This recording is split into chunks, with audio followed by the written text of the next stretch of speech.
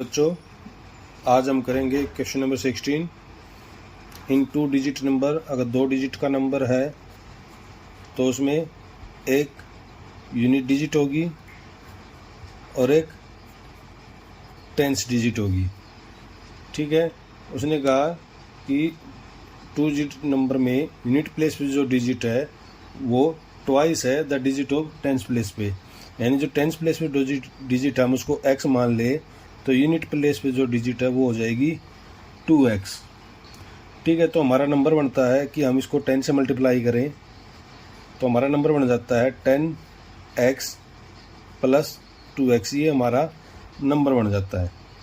वो कहता है कि अगर इस नंबर के डिजिट्स को चेंज कर दें, यानी अब 10 पे यूनिट वाली प्लेस को लिया है तो 10 इंटू 2x और प्लस में हो जाए x, तो जो पहले वाली डिजिट है वो 27 प्लस हो जाती है। तो हम इसमें 27 प्लस कर देंगे। जब नंबर बदलने से मैंने कहा था यदि इसमें 27 जोड़ देते हैं तो अंक पलट जाते हैं, यानी कि हमने वही किया, पहली वाली डिजिट में 27 जोड़ दिया, 27 ऐड कर दिया तो अंक पलट गए। अब इसको हमने सोल्व करना है। ये हो गए 12x प्लस 27, ये हो गए 20x प्लस x,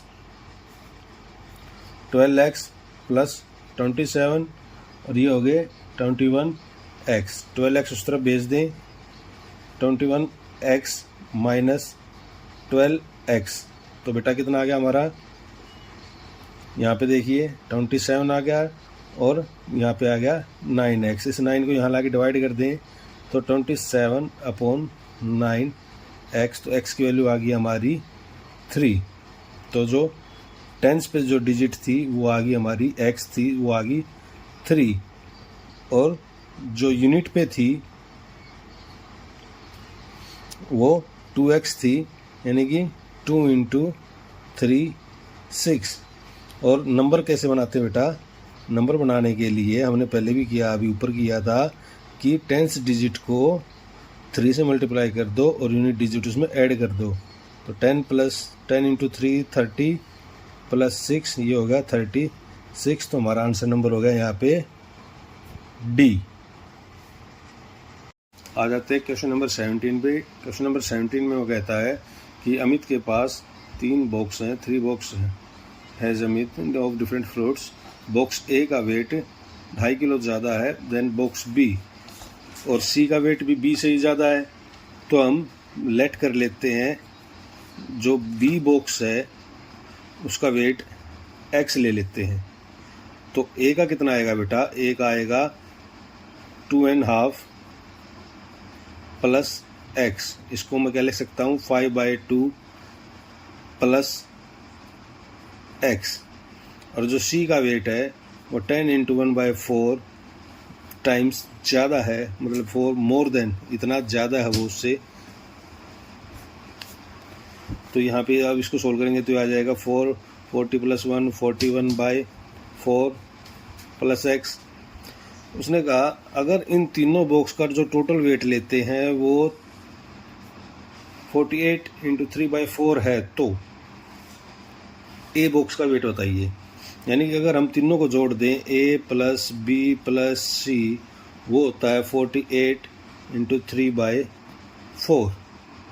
ठीक है बेटा, a का कितना था 5/2 प्लस x, b का हमने x माना था और c का था 41/4 प्लस x, और इक्वल टू, इसको अगर हम सोल्व करें, इसको मिक्स फ्रैक्शन को हम बना लें, सोल्व कर लें तो हमारा आएगा 48/4 और प्लस में 3 कर दें 195/4। ये इक्वेशन बन गई है। x को हम ऐड कर लेते हैं तो ये हो गए 3x plus 5/2 plus 41/4 equal to 195/4। इसी इक्वेशन को सोल्व करने का बिल्कुल आसान सा तरीका है कि मैं जो अपनाता हूँ बेटा वो ये है कि अगर नीचे वाले ए की उसकी टेबल के हैं तो जैसे सबसे बढ़िया जो आ रहा है 4 आ रहा है, तो मैं इसमें जितने भी हैं ये चारों पोर्शन, चारों को मैं 4 से मल्टीप्लाई कर देता हूँ। 4 into 3x, 4 into 5/2 plus 4 into 41/4 equal to 195 by 4 into 4, तो ये बन गया बेटा मेरा 12x। 2 से ये 2 पे गया, यहाँ आ गया 10, 4 से 4 पे गया, ये आ गया 41, 4 से 4 गया, यहाँ आ गया, रह गया सिर्फ 195। तो 12x plus 51 195, 12x equal to 195 minus 51, 12x equal to 144, x equal to 144 upon 12, 12 से कट गया 12 पे, तो x आ गया बेटा मेरा 12। अगर अब उसने किसका वेट पूछा था, a का, तो a कितना बेटा यहाँ पे 5/2 प्लस 12, इसके नीचे 1 ले लेंगे, एलसीएम लेंगे तो 2 एलसीएम आएगा, 5 प्लस 24 यानी कि 29/2, और उसको मिक्स फ्रैक्शन में बनाएंगे तो ये आएगा 14 इंटू 1/2 kg। तो ये हमारा आंसर आ गया है। ये देखिए, दोबारा देखिए, 5/2 प्लस 12/1 ले लिया, जिसके नीचे कुछ नहीं था उसके नीचे 1 लगाते हैं, एलसीएम आया 2, तो 2 उसको डिवाइड करेंगे 1, 5 1 1, 1 से करेंगे तो 2, तो 12 2 24, 29/2, इसको फ्रैक्शन में बनाएंगे, डिवाइड करेंगे, 1 पे जाएगा तो 1, 2 4 8, 4 1 बच गया, वो ऊपर आ गया, ये नीचे, तो ये हमारा आंसर आ गया। आंसर नंबर हमारा डी। क्वेश्चन नंबर 18 पे, ये भी बहुत ही अच्छा क्वेश्चन है। इसने कहा कि एक कॉलेज के अंदर आर्ट और साइंस, कला और विज्ञान में जो टोटल स्टूडेंट्स हैं वो कितने हैं बेटा। टोटल स्टूडेंट्स वो हैं 3, देखिए ये 90 यानी कि 390। फिर वो कहता है कि बॉयज़ और गर्ल्स की जो रेशो है इन टोटल स्टूडेंट्स में, जो बॉय और गर्ल्स की रेशो है वो रेशो कितनी बेटा 7:6। इन दोनों रेशोज को ऐड कर लेते हैं, 7 + 6 ये आ गया 13, और टोटल स्टूडेंट्स थे 390 को 13 से डिवाइड किया, ये आ गया 30। इस 30 से मल्टीप्लाई कर देंगे हम इसको भी और इसको भी, तो हमारे टोटल बॉयज़ आ गए 210 और टोटल गर्ल्स आ गई 180। ठीक है, अब आगे चलते हैं। अब उसने कहा कि साइंस और आर्ट पढ़ने वाले, यहाँ पे ले लेते हैं आर्ट्स के स्टूडेंट और ये हो गए साइंस के स्टूडेंट, इनकी रेशो है 3:7। वहीं फिर करेंगे 3 + 7 ये आ गया 10, 390 को फिर 10 से डिवाइड कर देंगे, ये आ गया 39। अब 39 को 3 से मल्टीप्लाई करेंगे और 39 को ही 7 से मल्टीप्लाई करेंगे, तो आर्ट वाले स्टूडेंट आगे वो है 117 और साइंस वाले स्टूडेंट है 273। ठीक है बेटा। अब उसने आगे फिर दिया है कि जो आर्ट वाले हैं, आर्ट वाले में लड़के और लड़कियों की रेशा 4:5 है इन आर्ट।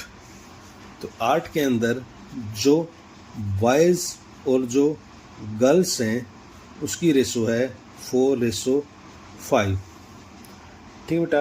अब 4:5 को हम लेते हैं तो ये हो गया 4 + 5 = 9। अब इस 9 से हम किसको डिवाइड करेंगे बेटा, हम सिर्फ आर्ट के बच्चों को डिवाइड करेंगे, ये सिर्फ आर्ट के हैं तो हम इसको ही डिवाइड करेंगे। 117 को 9 से डिवाइड करेंगे तो ये हमारा आ गया 13। अब आप कहोगे 117 को क्यों किया सर, यहाँ 39 को कर रहे हैं, 390 को कर, यहाँ 390 को कर।